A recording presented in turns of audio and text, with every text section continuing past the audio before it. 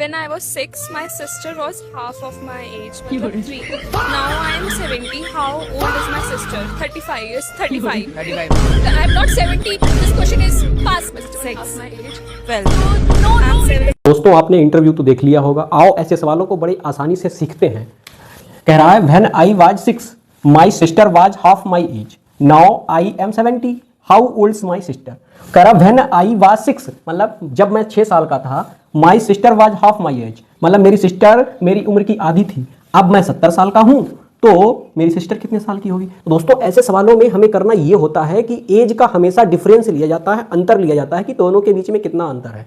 जैसे यहां कह रहा कि आई मतलब मैं कितने साल का हूं इस समय, 6 साल का हूं, तो सिस्टर कितने साल की है, तो यहां पर सिस्टर है मेरी एज की आधी यानी 3 साल की हो जाएगी। तो यहां पे देखो डिफरेंस कितने का, सिर्फ 3 साल का है, क्योंकि हमारे और हमारी सिस्टर की उम्र में कितने का अंतर है, 3 वर्ष का अंतर है। तो ये अंतर हमेशा 3 वर्ष का ही चलेगा।